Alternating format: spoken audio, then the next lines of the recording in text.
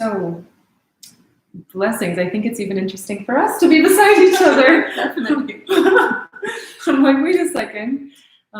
We've been doing these River of Rose consciousness episodes, I think, last four months. Yes. Quite consistently, at least maybe like 2 every month. And I, from wherever I've been, and Anaïs usually From Glastonbury. And as you can see, we've been brought together by the force of the rose, by the force of the universe. Definitely. And we thought, heck, when we're on the other side of the planet, we're still doing these talks. Why don't we share one of these beautiful musings now that we're together in person? In the same space. In the same space. Mm. So thank you, love. Thank you for journeying across the globe from England to Costa Rica, following that strong call, that strong knowing in your heart and your gut to follow the heart.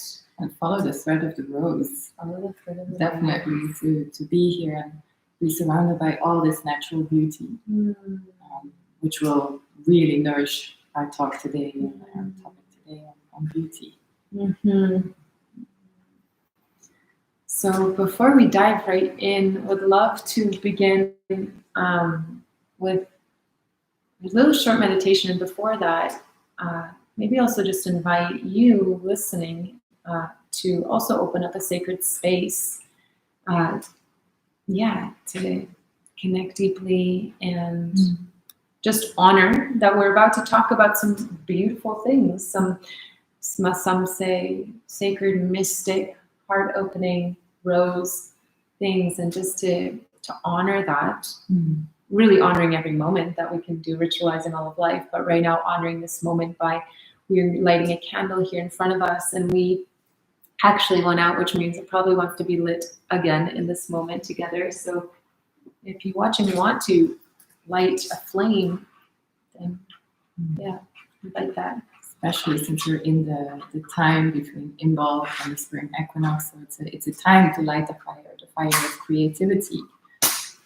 And our topic of today, which is the topic of beauty and why and how beauty is important in our lives, but also on a spiritual path, also really plays into that, because it's a time where we revive and reawaken and resurrect our creativity, and beauty is definitely a necessary element to do that. And for us, of course, a lot of the beauty comes through the energy of the rose.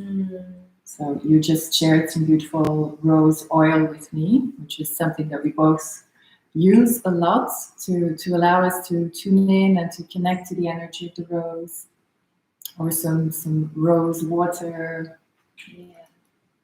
Some of the rituals, this is a beautiful rose mist, and just closing our eyes and allowing ourselves to bathe in the frequency of the rose through her very true physical presence in this beautiful rose mist from Glastonbury. Thank you, sister, for the gift. And it's just a simple ritual and an easy way to tune in. And we really, part of the beauty way, which is our topic, is creating these meaningful rituals to ritualize our lives and bring more beauty into our lives. Yeah, thank you. That feels like a really nice beginning. Just sharing what, in our perspective, is the beauty way. And we've been. I want to share what we've been up to. We've been preparing to and writing a book together about the rose and about rose consciousness. And one of the key elements about the rose that she's sharing right now is the beauty way. And it's how do we live our lives in beauty, as expressions of these blossoming flowers in every moment. How do the fragrances of our expression enlighten the people around us and bring them joy and bring them into their hearts? And there's definitely some beautiful tools that we can use to support us really walking that beauty way in our own way. What is the beauty way? And do you want to begin to share what you feel that beauty way is, how to explain it? Definitely. Well, for me, beauty it's an inner beauty. It's a soul beauty. I feel that people are beautiful when they feel like they're alive. It's a quality of presence. Like when you see that someone is really present with you, but more than that, with themselves, with who they are, with their purpose, their mission, their creativity, their talents, then there's something really beautiful that emanates from that person. Kindness for me is another form of beauty. Compassion is a form of beauty. Our behavior and our way of being can be beautiful. I feel it's important to talk about this because beauty has got a bad reputation nowadays. Like we think beauty is superficial, or when we think of beauty, we only think of the superficial, like the physically visible. And there are things that surround us and people that surround us that are physically beautiful, but it's also because there's a deeper inner beauty also emanating from those people. And we've overemphasized in our culture superficial beauty and kind of lost track of deeper beauty, of innate beauty. And it feels like kind of like a fast food beauty culture that we're in. Like we don't take time for things anymore. And that's another aspect I feel that is part of beauty is to create beauty takes time. It takes presence and it takes intention and it takes like someone who makes a beautiful object takes time to make this object. We are sitting in a beautiful house filming this. It takes time to create and make a beautiful house. How many of our buildings, like in our Western culture, are erected in like almost a week or a month time, and they're like these concrete blocks in which people live? And how can you connect to the beauty of your soul and the beauty of being and celebrate the beauty of life when you're in this block, in this crate of concrete? I believe it is really undervalued, the importance of beauty and the effect it can have on our path, on our mission, on our soul, and on our purpose. It's beautiful. It took me to a moment when in Japan, in Kyoto, going to the different Zen temples and realizing that the geometry of these spaces, the precision and beauty of these spaces were literally shifting my consciousness. And I was like, wow, they have it figured out, you know, like there is a certain harmony in there's a harmony in beauty. And when we immerse ourselves in beauty, our body gets to recalibrate to that frequency as well. So we've been there, and you know, and it's still possible, of course. Follow beauty path courses, but definitely if we were to take it all apart and see which ways can support us in reconnecting to our beauty, entering into spaces of beauty are very helpful. And that reminds me, one of the most perfect, beautiful space of beauty that we can enter to awaken our inner beauty is nature itself, herself, because she is perfect, she's beauty, she is abundant, and she's just resonating in that frequency. And if we enter into nature, into the park, into the forest, into the river, into the ocean, wherever we can, then we immerse our field into that. And it just, through the force and through the meeting of our energies, we get affected and impacted in a positive way. And I feel so blessed that we are both here right now in these pristine, beautiful mountains of Costa Rica, where I really feel we've been guided to do this work here, to bring through these messages of the rose and this book on the rose, because we're supported in this container of pure beauty all around us. And it really shifts the nervous system. It shifts the whole frequency into reconnecting to that, our natural state. And when I say that, like beauty and that nature is almost one and the same. Our natural state is beautiful. And so when we think about that, which is very interesting, then everything that is not beautiful, even like perhaps the very negative qualities and traits within people, overconsumption, of competitiveness, of just no care, no compassion, no empathy. That shows us how far away from our natural state we've actually come. And how do we now make this transition or take this journey back to beauty? Nature is a great teacher. And I think, before we were talking a little bit about our conversation today, and I think a big part of what we want to share is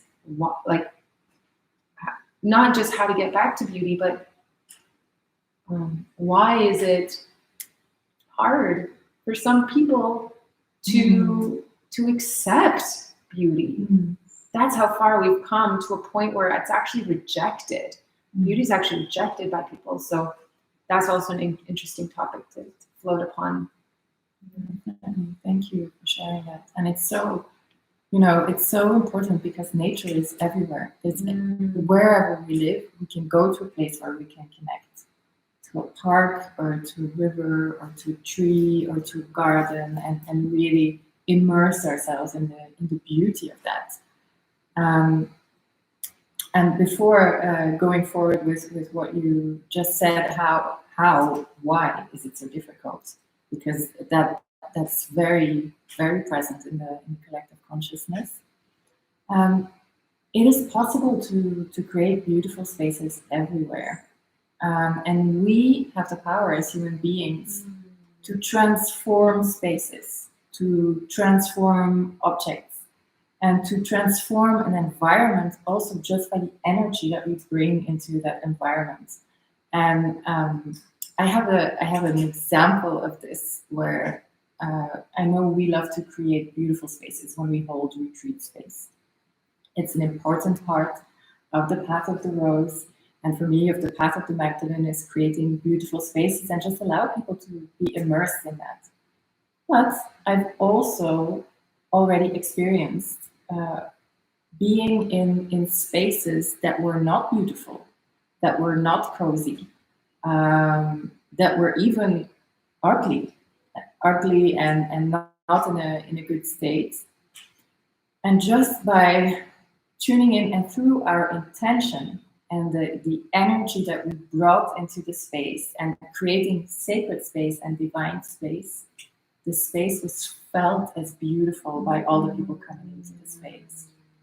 So I think that is a testament to the power that we have to really alchemize and transform our world. And continuing on what you said, I have noticed that there's a mistrust of beauty today in our world. People are afraid, or almost sometimes repulsed, if something is too beautiful, almost as if it seems too good to be true. If there's some hidden agenda or some hidden intention behind someone that really brings something really beautiful to the table, or someone that creates a beautiful space, or someone who is critically beautiful, I feel that there's a mistrust towards that.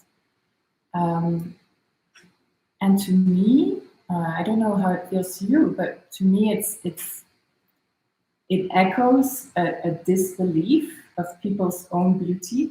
Like, if you're not capable of seeing your own beauty, then it becomes really hard to accept it or to recognize it on the outside, to celebrate it even more. But also, for me, it's a way of looking at the world as well. And you have to be capable to see beauty, to cultivate beauty.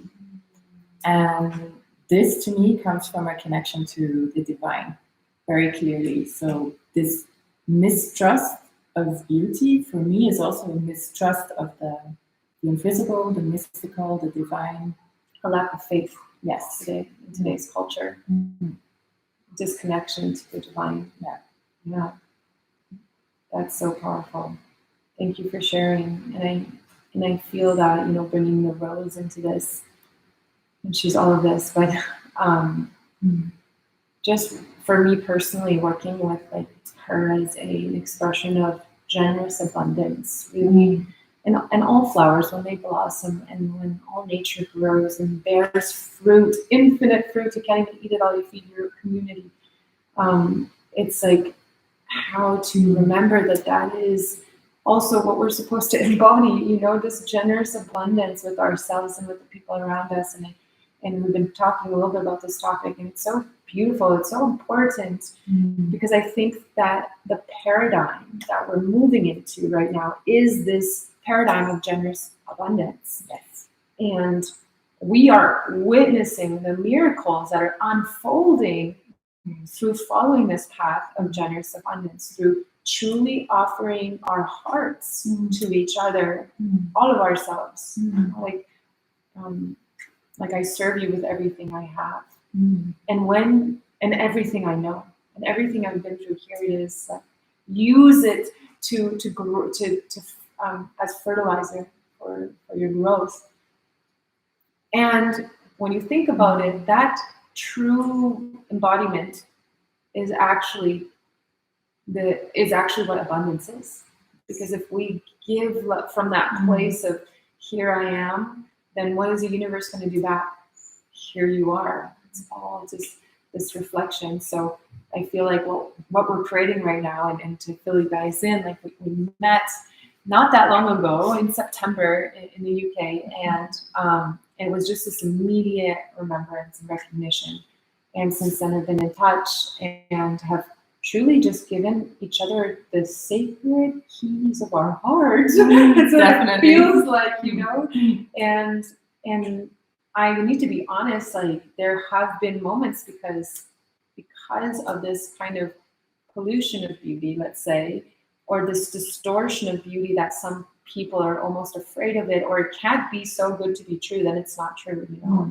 But because of that, there's obviously in my own personal experience been some incidences of now like being betrayed or being, let's just say, not fairly treated in relationship.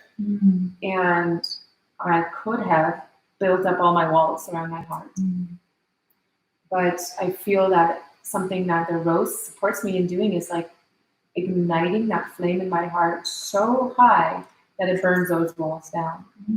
That's beautiful. And I think the paradigm we're shifting into right now is just forgiving all of that. Someone recently commented on my YouTube video, like, you don't need to forgive because you're already perfect. Yes, I totally agree. But I think as being very human, there's still certain emotional processes that we have in the process of forgiveness of others and ourselves can be very powerful and transformational. So yes, I think this paradigm shift that we're living right now is one of just like, here's all of me. And like, I love one of my teachers once shared, it's like, what is true? I'm talking about like partnership, but also relationship and friendship. It's like, when we can bow and kiss each other's feet and offer all of ourselves, then like, why live another way? You know, like that's living in totality. What's the purpose of being less than 100%? Everything we do, hello Kitty, everything we do, and with every one we do something with. If it's not resonant, if it's not alignment, if there's a fraction of no, then it's a no. We're only here to be total.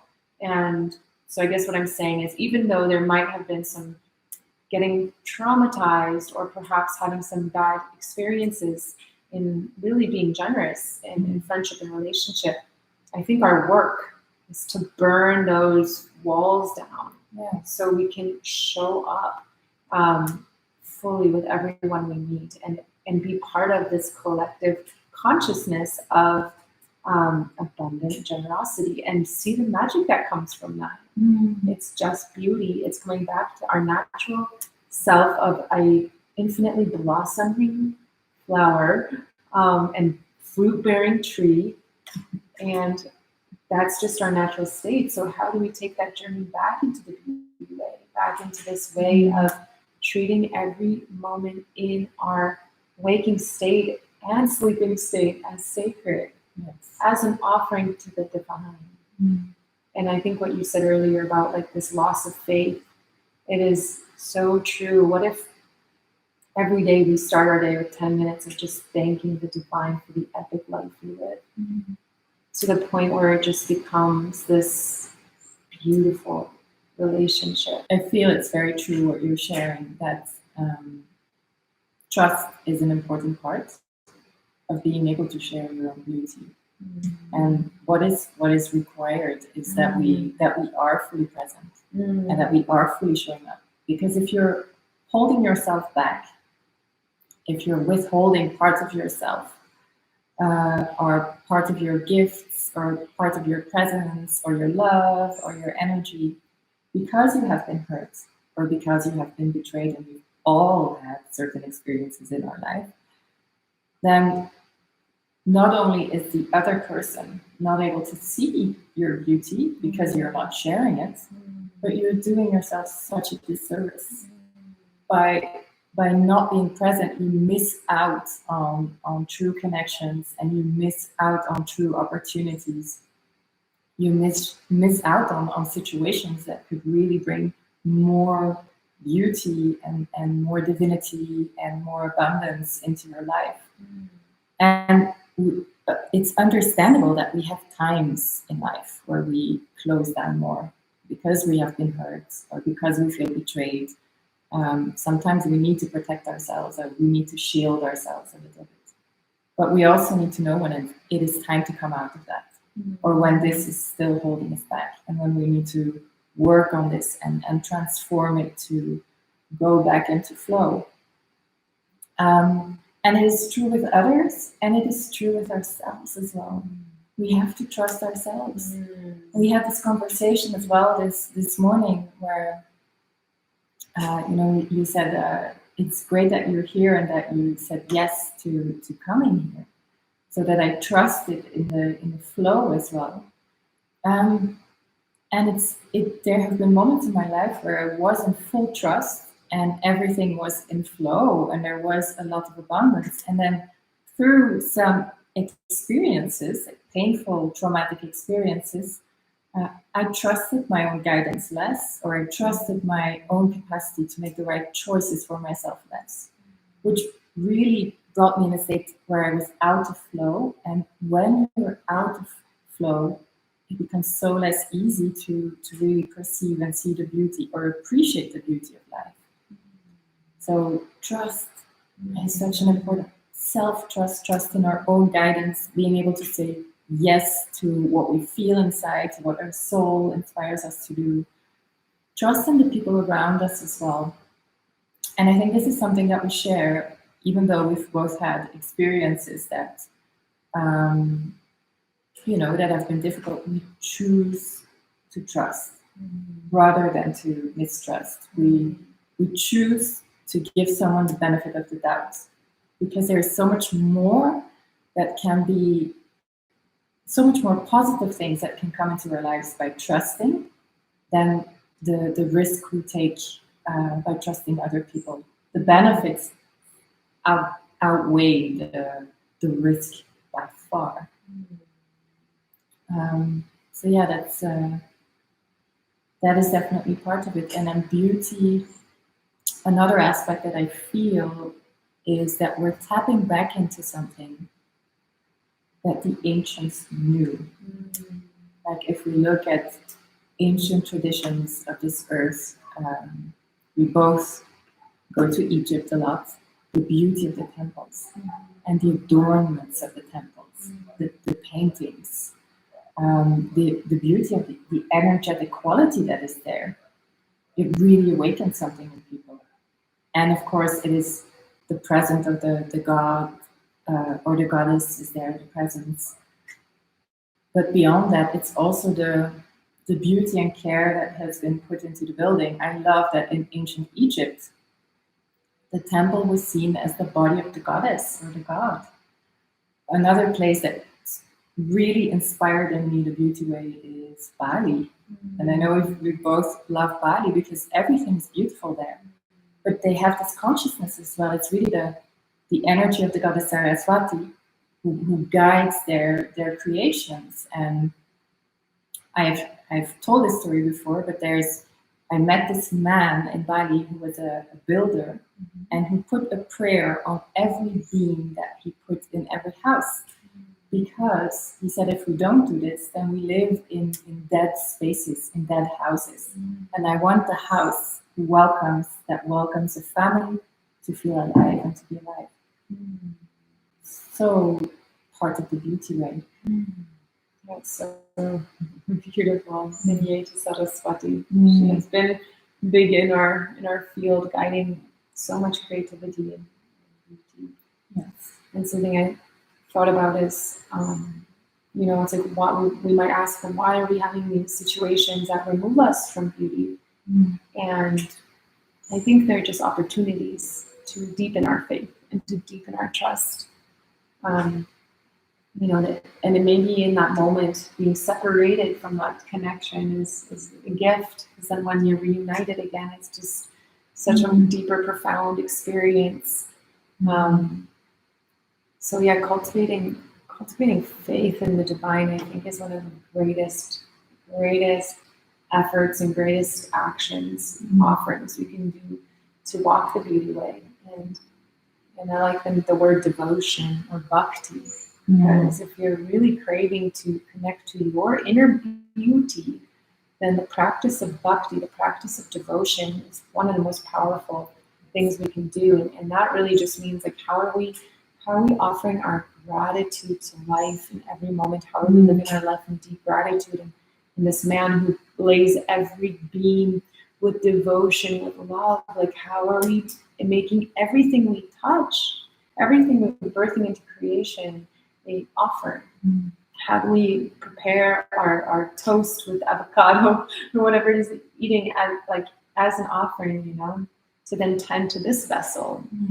How do we smell the flowers in the garden and maybe take some that have fallen, maybe one that wants to offer itself, and place it on our altar, and take a moment just to recognize the magical constellation that is life, like the miracle that has birthed everything into its existence. And for me, one of my favorite practices is of devotion. It's through singing and chanting.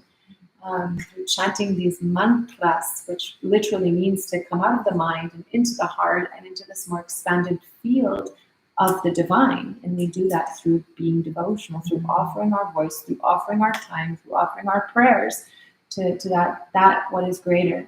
And it's such a good reminder. And that's another big reason why when people are beginning on their spiritual path, like, the first and most important thing we can really do, one of the most important things we can do, is just to create a sacred altar in our home that is like a remembrance of that there is something greater orchestrating all of life.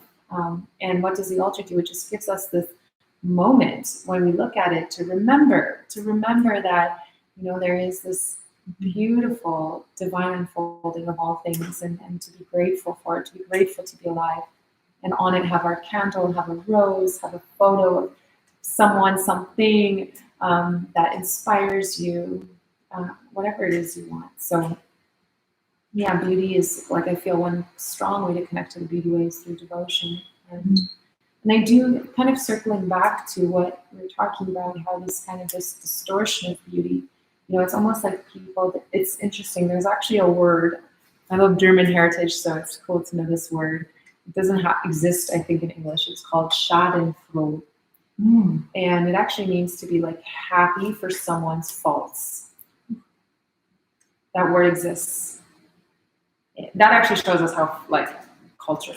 But yeah, it's just like that is a pattern, instilled in many people, to actually, rather than be joyful for somebody's successes and joys, it contracts them. But when that person is doing badly, it brings them joy. It's so twisted.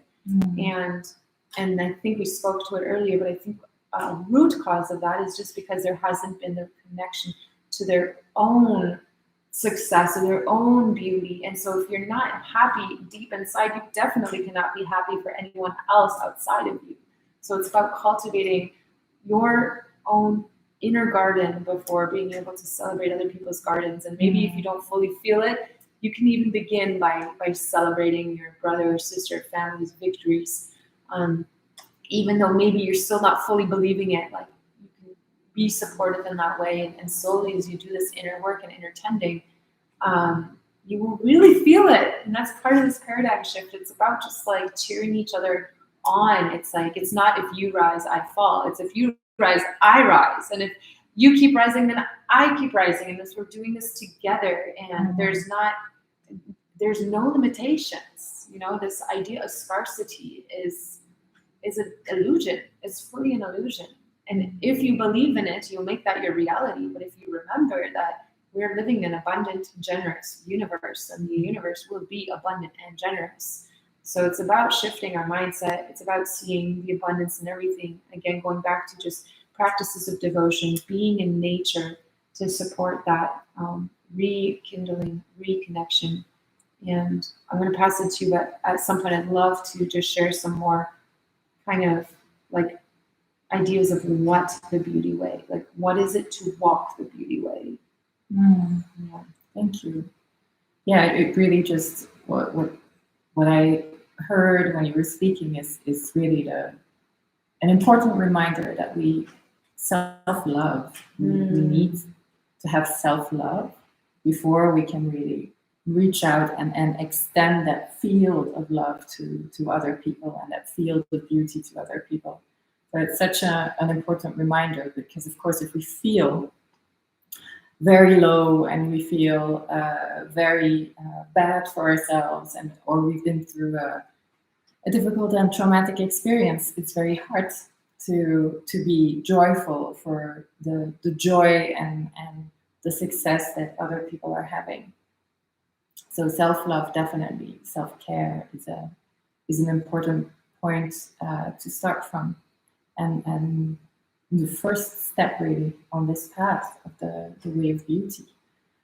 You just said something that for me is part of the way of beauty, is the capacity to be joyful and supportive of another person's well-being and success, in the sense that when another person is shining their light and sharing their beauty, you feel nourished and inspired by that, and you feel happy that this person is able to do that. So is a deep appreciation and love for beauty that's coming from other sources than yourself. It's, for me, maybe the key part of walking beauty way. I think you said one of mine, what I resonate with a lot in terms of the key for the beauty way, and it begins with self-love. You know, it's about first really being able to recognize that who and what we are is beautiful inside and out. And even if we don't believe that, we can begin to believe it through tending to who we are, through practices of self-love, through taking space regularly to offer care and time to yourself, taking warm rose bubble bath, you know, having cacao in a moment of pause, taking time to spend with a sister, and just, you know, looking up into the stars, taking rose oil or an oil you love and giving your body a massage, working with positive affirmations. Just taking the time to rest as well. When you feel that you should be doing stuff, just listening to that inner need for replenishment as well. 100%, exactly. So I think the beauty way begins by recognizing the beauty that we are. And in that recognition, through practice of self-love, and in that recognition, we can begin to recognize the beauty in everything around us. And I mean, it doesn't, not one needs to happen before the other. We can begin to really like close our eyes really strong. I'll invite you all to do it with me. It feels silly, but just close your eyes, like clench them closed. Don't open them yet. As soon as we open them, we're going to see everything around us as beautiful. This is a challenge. 3, 2, 1, open your eyes.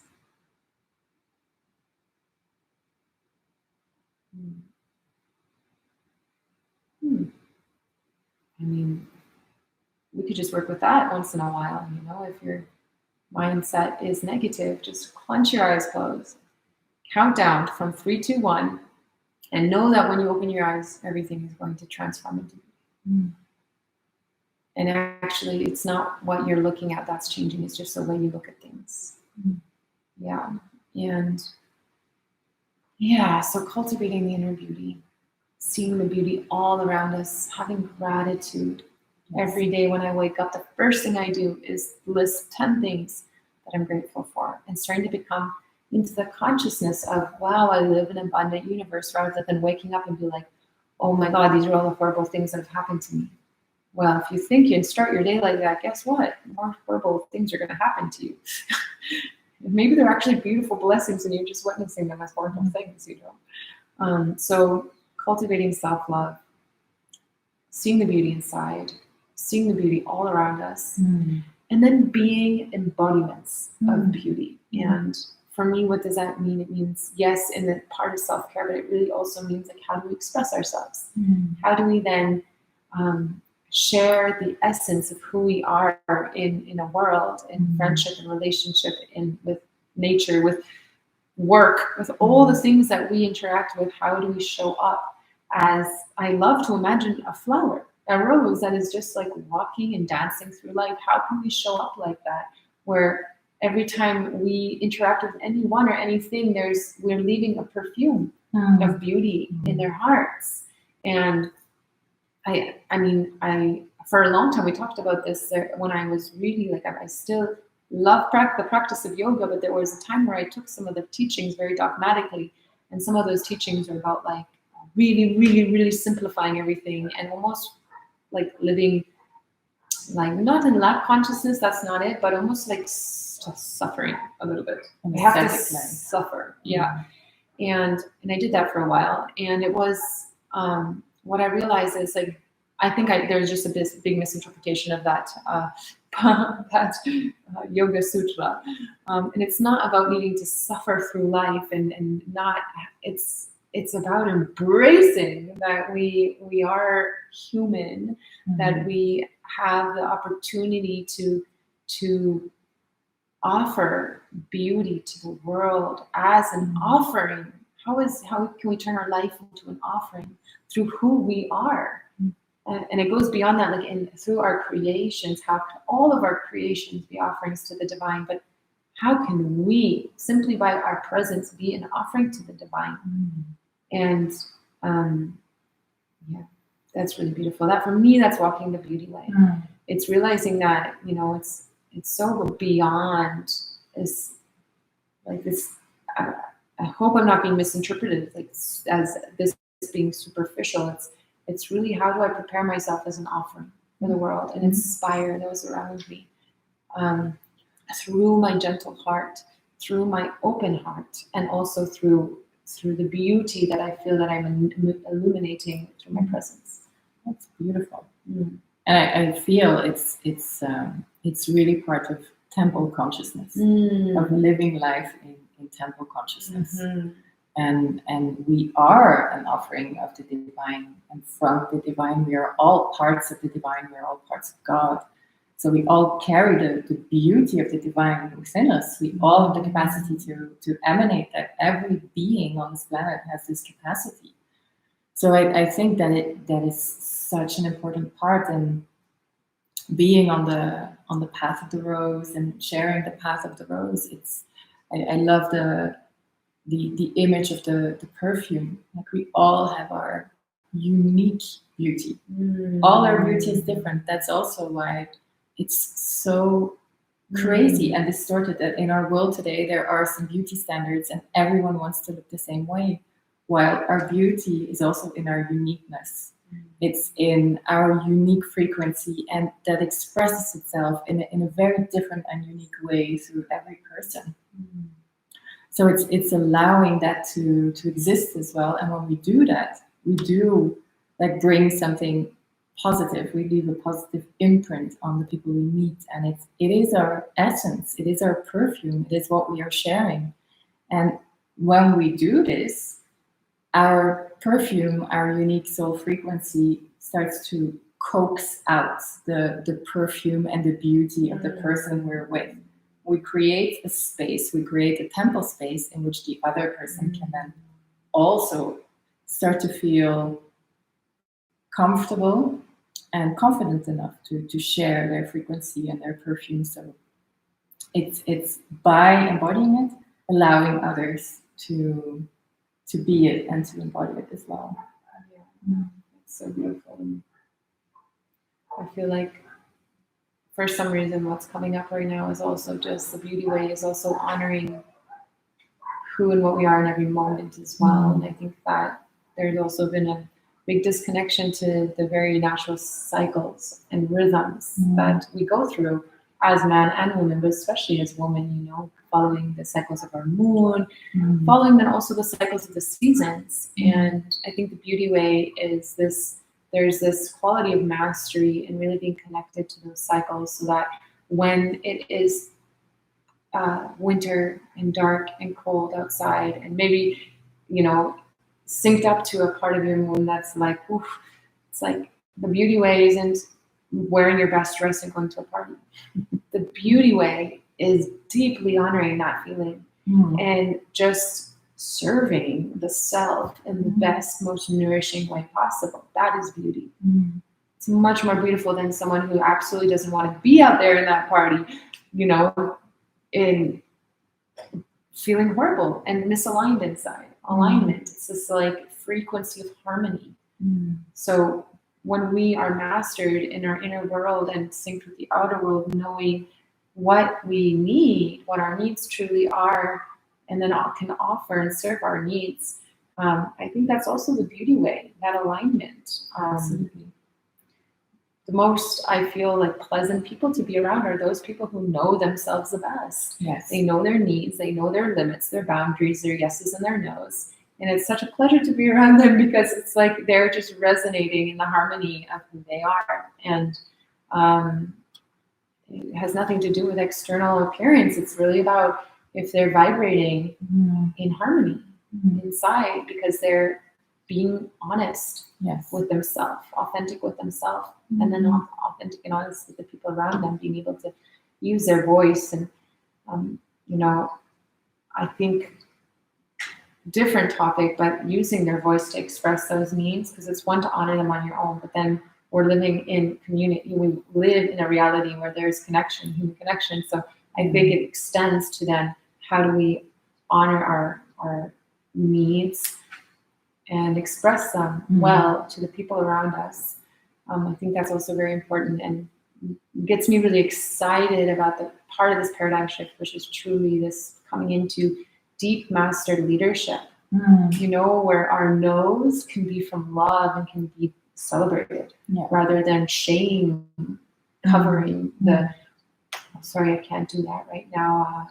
I'm feeling shame because you can't show up, but you're not meant to show up. Someone else is meant to show up for that moment, or they're supposed to figure it out on their own. Like the best service we can do is to just be truthful. So that's came through. Well, I feel it's very much again what I see when you're talking is this image of the rose again. That there are times when we are open, our petals are open, we are freely, fully sharing. And then there are times when we close to allow ourselves to go inward, to allow ourselves to rest, we listen to our inner cycles. I think it is a really important part of this as well. Like to be able to share, well, we have to nourish this essence, this quality on the inside as well. And healthy boundaries are definitely part of it. And healthy boundaries allow us to not be closed off all the time and to be able to fully show up and share when it is time to fully be there and fully be present. I mean, there's so much more in the beauty way, but it feels really beautiful and complete. Thank you all so much for tuning in with us. This is also a new experience for us to do it in person, so looking in both directions has been interesting. Thank you for tuning in. We're streaming this on YouTube and on Instagram. We're experimenting with all of this, so please feel free to leave your comments. We pray, our prayer is that everything that we're sharing is of use to all of you, that it can inspire something, that it can support, be supportive in some way. And with that, thank you all so much for chiming in here. Thank you for connecting. we'll do this again next week. Do this again. If you liked it, please subscribe to our YouTube channels. We'll include each other's in our bio below. And for Instagram, please share some comments and let us know how it went. Thank you. May we walk in beauty.